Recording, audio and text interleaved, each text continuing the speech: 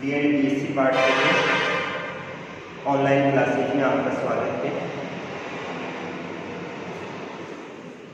अपना जो टॉपिक चल रहा है वो चल रहा है जनसंख्या, और जनसंख्या के अंतर्गत अपन अध्ययन कर रहे हैं जनसंख्या वितरण। तो जनसंख्या वितरण किसे कहा जाता है? जनसंख्या वितरण का तात्पर्य भूपृष्ठ पर लोगों के बसाव से है, अर्थात धरातल के क्षेत्र पर लोगों का वितरण किस प्रकार पाया जाता है। इसके अंतर्गत अपन ने वास्तविक क्षेत्र का अध्ययन किया था।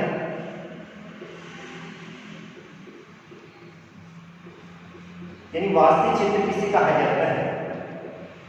तो वास्तविक क्षेत्र का मतलब होता है मानव द्वारा स्थायी रूप से निवासित क्षेत्र। क्या कहलाता है? वास्तविक क्षेत्र। मानव द्वारा स्थायी रूप से निवासित क्षेत्र, जहां पर लोग स्थायी रूप से निवास करते हैं, वो क्षेत्र क्या कहलाता है? वास्तविक क्षेत्र कहलाता है। एक नंबर टॉपिक अपना कंप्लीट हो गया था। दूसरा नंबर का अपना अवास्तविक क्षेत्र।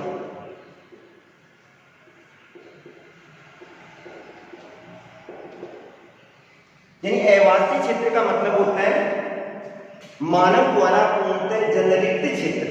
जनरिक्त का मतलब होता है जहां पर लोग निवास नहीं करते हैं। तो मानव द्वारा पूर्णतः जनरिक्त क्षेत्र, जहां पर लोग निवास नहीं करते हैं, क्या कहलाता है? अवास्तविक क्षेत्र कहलाता है। स्थायी रूप से जहां पर लोग निवास कर रहे हैं वो वास्तविक क्षेत्र हो जाएगा, और मानव जहां पर या तो कम निवास करता है या फिर बाद में बिल्कुल ही जनरिक्त क्षेत्र पाया जाता है, लोग निवास ही नहीं करते हैं, वो क्षेत्र कौन सा कहलाता है? अवास्तविक क्षेत्र कहलाता है। तो स्थायी रूप से निवासित क्षेत्र तो हो गया वास्तविक क्षेत्र, और जनरिक्त क्षेत्र को क्या कहा जाता है? अवास्तविक क्षेत्र कहा जाता है, अर्थात जहां पर लोग निवास नहीं करते हैं। अब कौन से क्षेत्रों में लोग निवास नहीं करते हैं? या तो वहां की जलवायु प्रतिकूल होगी,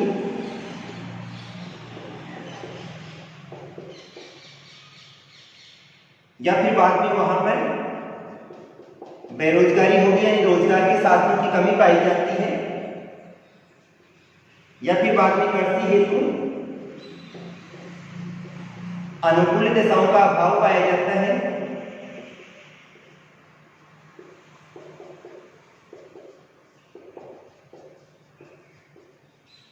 या फिर बाद में मानव निवास हेतु अनुकूलतम दशाएं नहीं पाई जाती है, अर्थात पर्वतीय क्षेत्र आ जाते हैं, या फिर बाद में पठारी क्षेत्र आ जाते हैं। अर्थात मनुष्य उन्हीं क्षेत्रों में निवास करता है जहां पर मानव निवास हेतु अनुकूलतम दशाएं पाई जाती है।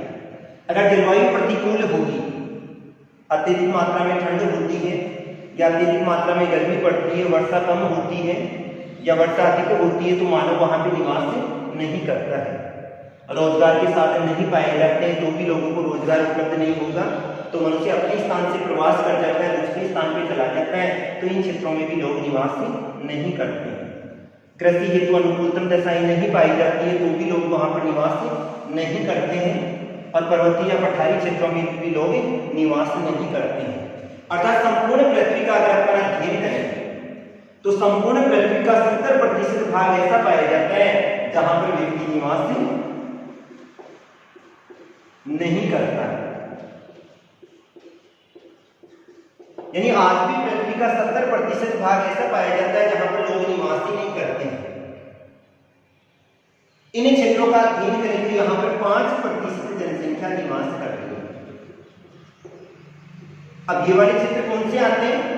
जहां पर मानव निवास हेतु अनुकूलतम दशाएं नहीं पाई जाती है। संपूर्ण पृथ्वी में अपन महाद्वीपों का अध्ययन करते हैं, और उनमें एक महाद्वीप ऐसा है अंटार्कटिका महाद्वीप, जिसको जनशून्य महाद्वीप कहा जाता है, अर्थात यहाँ पर लोग निवास ही नहीं करते हैं। तो अपन अध्ययन कर रहे हैं अवास्तविक क्षेत्र। तो अवास्तविक क्षेत्र किसे कहा जाता है? मानव द्वारा पूर्णतः जनरिक्त क्षेत्र को क्या कहा जाता है? अवास्तविक क्षेत्र कहा जाता है। अब अवास्तविक क्षेत्रों में कौन कौन से क्षेत्र आते हैं?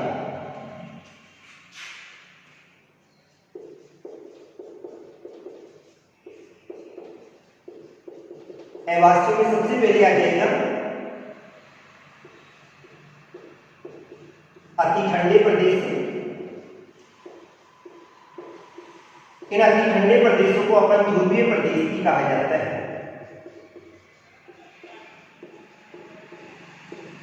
4 प्रदेशों को इसमें सम्मिलित किया जाता है। अति ठंडे प्रदेश आ जाते हैं। दूसरा आ जाता है मरुस्थलीय प्रदेश। मरुस्थलीय प्रदेशों में दोनों मरुस्थलों को लिया जाता है। उष्ण मरुस्थलों को भी सम्मिलित किया जाता है और शीत मरुस्थल को भी सम्मिलित किया जाता है। उष्ण मरुस्थल का मतलब होता है जहां पर तापमान अधिक पाया जाता है। शीत मरुस्थल वे होते हैं जहां पर तापमान क्या पाया जाता है, कम पाया जाता है। इसके अलावा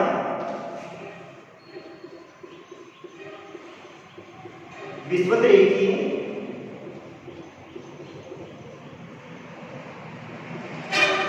आर्द्र बनाए जाएंगे।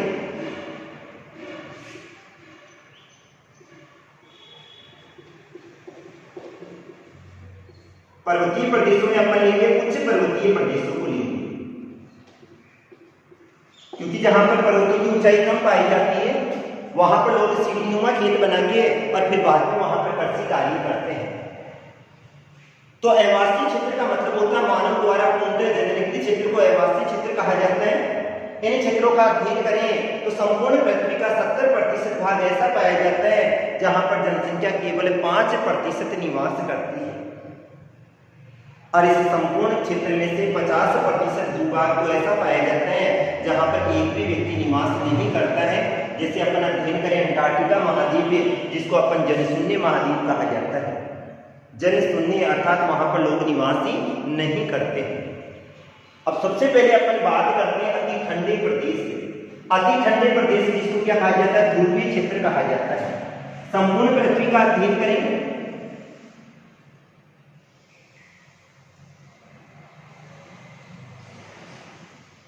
बीच वाले क्षेत्र में 0 डिग्री अक्षांश रेखा आ जाती है।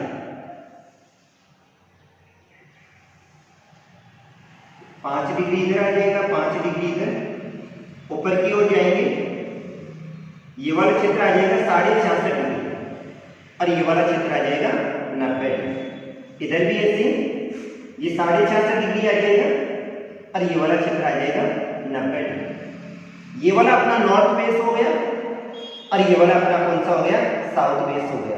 अर्थात ये वाला उत्तरी गोलार्ध हो गया और ये वाला कौन सा हो गया, दक्षिणी गोलार्ध हो गया।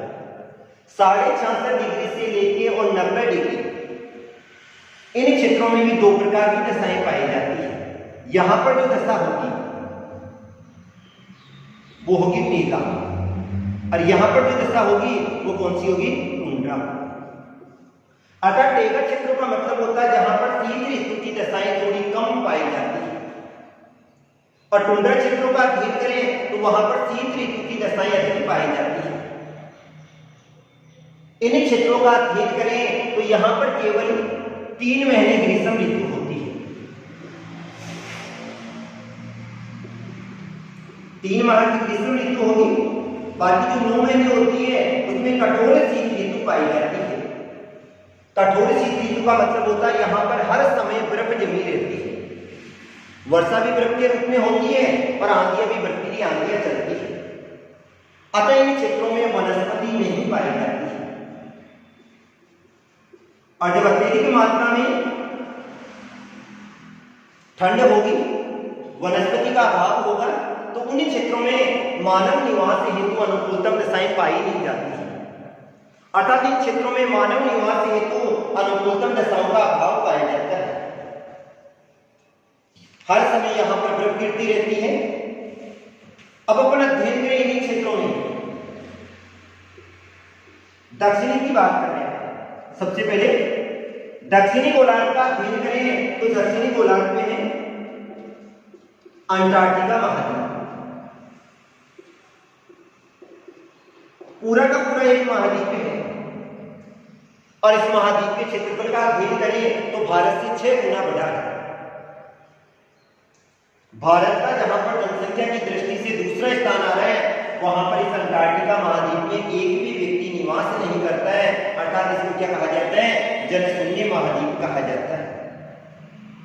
इन क्षेत्रों का अध्ययन करें तो एक व्यक्ति को अपने जीवन यापन हेतु अर्थात अपना जीवन चलाएगा, उसके लिए 100 से लेकर 500 वर्ग किलोमीटर क्षेत्र की आवश्यकता होती है। अब यहां पर मानव निवास हेतु अनुकूलतम दशाएं पाई नहीं जाती, अतः इस क्षेत्र में लोग निवास ही नहीं करते हैं। दूसरी बात करते हैं अपन उत्तरी ध्रुव। अब उत्तरी ध्रुव का अपन अध्ययन करें तो यहां पर टेगा क्षेत्रों के आसपास थोड़े बहुत लोग निवास करते हैं। पर ये वाले कौन से लोग हैं? ये एस्किमो जनजाति के लोग हैं। कौन से हैं? एस्किमो जनजाति के लोग हैं। और एस्किमो का तात्पर्य होता है कच्चा मांस खाने वाला, अर्थात ये वाले लोग कच्चे मांस का सेवन करते हैं। ये लोग वातावरण के साथ समायोजन स्थापित करते हैं। मानव भूगोल में अपन अध्ययन किसका करते हैं? मानव का वातावरण के साथ समायोजन का अध्ययन करते हैं। तो ये लोग क्या करते हैं? वातावरण के साथ समायोजन स्थापित करते हैं। ये वाले लोग वहां पर बर्फ की जो परत होती है, उस बर्फ की परत के नीचे सील मछली पाई जाती है और उसी सील मछली के द्वारा अपना जीवन यापन करते हैं।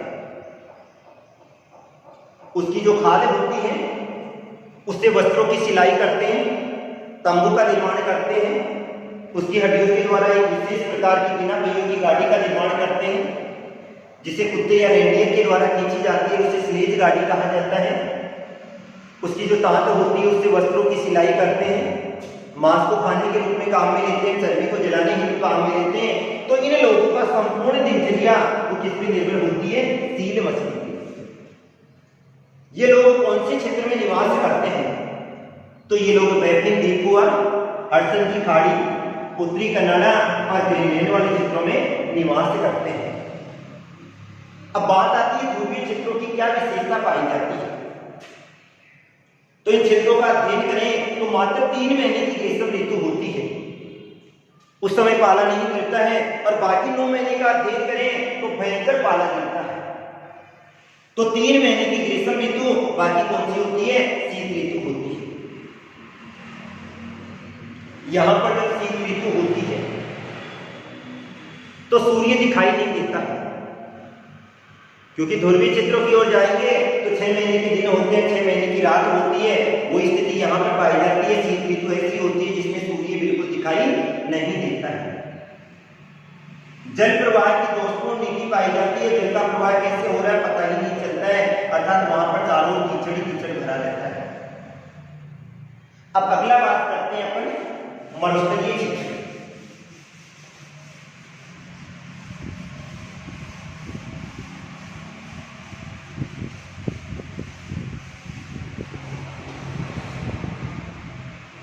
दूसरा आ जाता है अपना मरुस्थलीय क्षेत्र। मरुस्थलीय क्षेत्र की बात करें तो मरुस्थलीय क्षेत्रों में भी अनुकूलतम दशाएं कम पाई जाती है। यहां पर अनुकूलतम दशाएं कम क्यों पाई जाती है? क्योंकि यहां पर औसत वर्षा की मात्रा 5 से लेकर और 50 सेंटीमीटर होती है।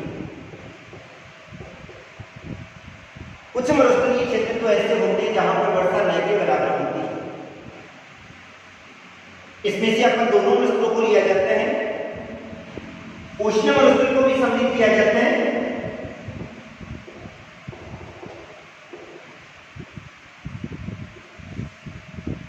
और मध्य अक्षांशीय मरुस्थल को भी सम्मिलित करते हैं। उष्ण मरुस्थल का मतलब होता है जहां पर वर्षा की मात्रा कम होती है, सूर्य का तापमान अत्यधिक प्राप्त होता है। और इन मरुस्थलीय क्षेत्रों की एक विशेषता और पाई जाती है, यहाँ पे दिन जितना गर्म होता है रात उतनी क्या होती है? ठंडी होती है। दिन अत्यधिक गर्म होगा तो रात उतनी ठंडी पाई जाती है, क्योंकि यहाँ पर वनस्पति का अभाव पाया जाता है। वनस्पति का अभाव होने के कारण से यहाँ पर जीव जंतु भी नहीं पाए जाते और मनुष्य भी यहाँ पर निवास कम करते हैं। अब इन क्षेत्रों की स्थिति का अध्ययन करें तो यहां पर वर्षा कम होने के कारण से वनस्पति कौन सी पाई जाती है? मरुद्भिद पाई जाती है। मरुद्भिद का मतलब होता है पेड़ पौधों की जड़ें लंबी होती है, उनकी छाल मोटी पाई जाती है, पत्तियां कांटों के रूप में रूपांतरित हो जाती है, छाल कैसी हो जाती है? मोटी हो जाती है। तो जीव जंतु भी कम पाए जाते हैं, अतः यहाँ पर लोग बहुत ही कम निवास करते हैं। तो इसमें कौन कौन से मरुस्थलों को लेंगे अपन? सहारा आ जाएगा, विश्व का सबसे बड़ा मरुस्थल है। थार का मरुस्थल जो कि एशिया में है, कालाहारी ये भी अफ्रीका में है। इसके साथ में अटाकामा वाला आ जाएगा, सहारा आ गया, थार आ गया, कालाहारी आ गया, अटाकामा आ गया और मैक्सिकन मरुस्थलीय क्षेत्रों को सम्मिलित किया जाता है। ये मरुस्थलीय क्षेत्र ऐसे पाए जाते हैं जहां पर वर्षा की मात्रा कम होती है, वनस्पति नहीं पाई जाती है, अतः यहाँ पर जनसंख्या कम निवास करती है। लेकिन अगर इन मरुस्थलीय क्षेत्रों में अगर अपन सिंचाई की सुविधा उपलब्ध करवा दें तो यहां पर जनसंख्या में वृद्धि हो सकती है। मानव निवास हेतु अनुकूलतम दशाएं तो नहीं पाई जाती है, लेकिन अगर फिर भी यहाँ पर अपन सिंचाई की सुविधा उपलब्ध करवा दी जाए तो इन क्षेत्रों में जनसंख्या घनत्व में क्या हो सकती है, वृद्धि हो सकती है। और इसका उदाहरण ले सकते हैं अपन थार का मरुस्थलीय क्षेत्र। बिल्कुल सूखा होता था, लेकिन जैसे ही यहाँ पर इंदिरा गांधी नहर का आगमन हो गया और इंदिरा गांधी नहर के आगमन के बाद में यहाँ पे सिंचाई की सुविधा उपलब्ध हो गई और आज जो गंगानगर हनुमानगढ़ वाला क्षेत्र है उसे अन्न का कटोरा कहा जाता है, क्योंकि वहां पर अत्यधिक मात्रा में खाद्यान्नों का क्या होता है, उत्पादन होता है।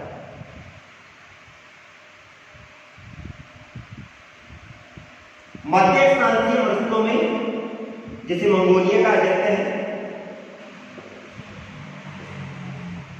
गोबी का मरुस्थलीय क्षेत्र आ जाता है, इसके अलावा मैक्सिकन को लेते हैं,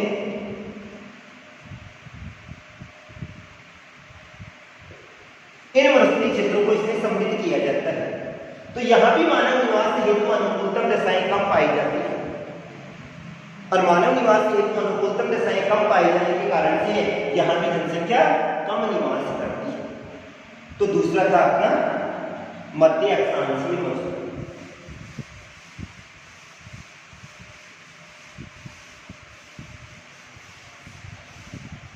तीसरा अपना आता है विषुवत रेखीय आर्द्र वन। ये बात विषुवत रेखा जिसको अपन क्या कहते हैं, भूमध्य रेखा भी कहा जाता है। अब विषुवत रेखा का अपन अध्ययन करें,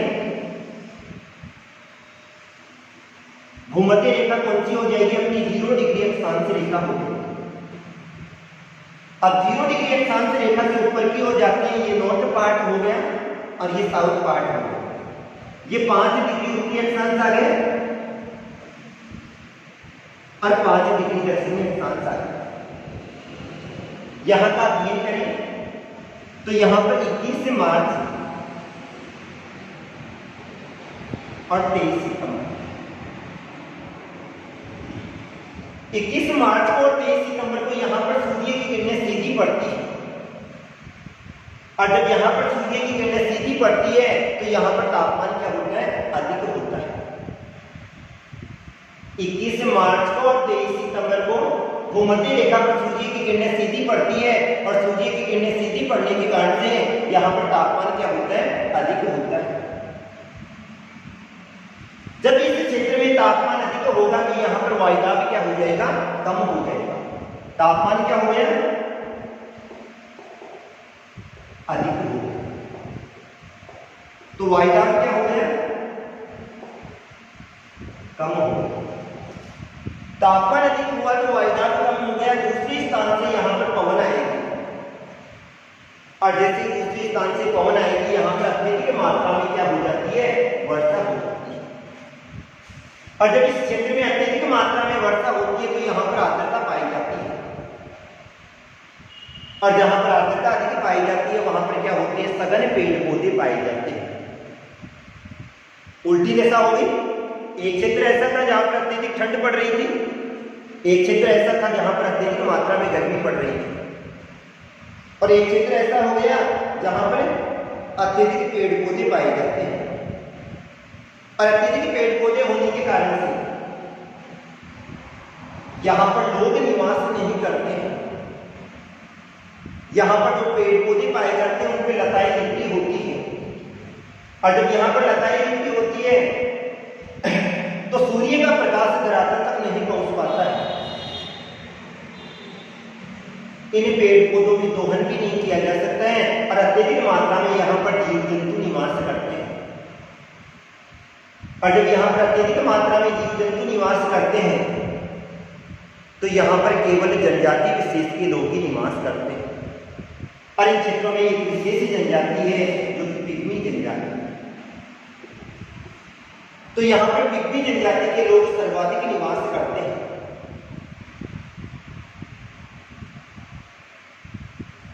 यहाँ पर जो मिट्टी पाई जाती है वो मिट्टी कैसी पाई जाती है? लाल मिट्टी होती है और चिकनी मिट्टी पाई जाती है। जब अत्यधिक मात्रा में यहाँ पर वर्षा होती है तो वर्षा की अत्यधिकता के कारण से ये खनिज तत्व बहकर चले जाते हैं, और जैसे ये वाले खनिज पदार्थ बहकर चले जाते हैं ये मिट्टी कैसी हो जाती है? अनउपजाऊ हो जाती है। इसमें अपन दो मुख्य क्षेत्रों को लिया जाता है। कौन कौन से हैं? एक अमेजन बेसिन है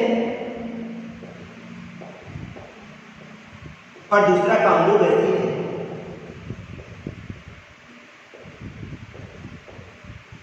अमेजन बेसिन और कांगो बेसिन दोनों के दोनों क्षेत्र ऐसे होते हैं जहां पर अत्यधिक मात्रा में वर्षा होती है, और जब इन क्षेत्रों में अत्यधिक मात्रा में वर्षा होती है तो यहाँ पर लोग भी कम निवास करते हैं, अर्थात जनसंख्या क्या पाई जाती है? कम पाई जाती है। और यहाँ पर केवल कौन सी जनजाति के लोग निवास कर रहे हैं? पिग्मी जनजाति के लोग निवास कर रहे हैं। अब चौथी बात करते हैं अपन उच्च पर्वतीय प्रदेश।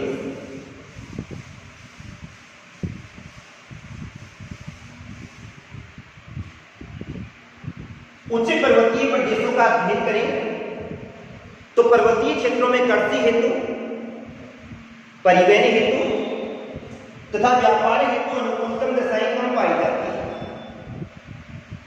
पर्वतीय क्षेत्रों में कृषि हेतु, परिवहन हेतु तथा व्यापार हेतु अनुकूलतम दशाएं कम पाई जाती है, अतः पर्वतीय क्षेत्रों में लोग कम निवास करते हैं। इन पर्वतीय क्षेत्रों का अपन अध्ययन करें तो जैसे हिमालय आ गया,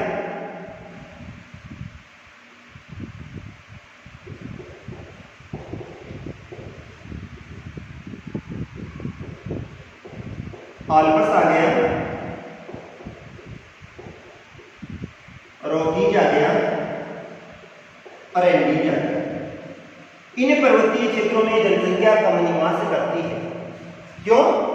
क्योंकि पर्वतीय क्षेत्रों में कृषि हेतु, परिवहन हेतु तथा व्यापार हेतु अनुकूलतम दशाएं कम पाई जाती है, और इसी कारण से इन क्षेत्रों में जनसंख्या कम निवास करती है।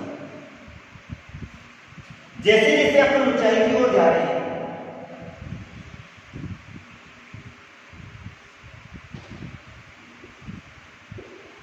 यहां पर वायुमंडल का अभाव हो गया।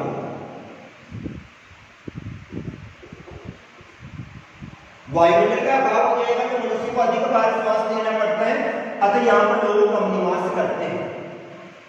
दूसरा कारण आ जाता है ऊंचाई के साथ तापमान भी क्या हो जाता है? कम हो जाता है। जैसे जैसे अपन नीचे से ऊंचाई की ओर जाते हैं तापमान क्या हो जाएगा? कम हो जाएगा, और तापमान कम होने के कारण से इन क्षेत्रों में जनसंख्या क्या करती है? कम निवास करती है। ये वाले क्षेत्र ऊबड़ खाबड़ धरातलीय क्षेत्र पाए जाते हैं। इन पर्वतीय के जो नीचे वाले ढाल पाए जाते हैं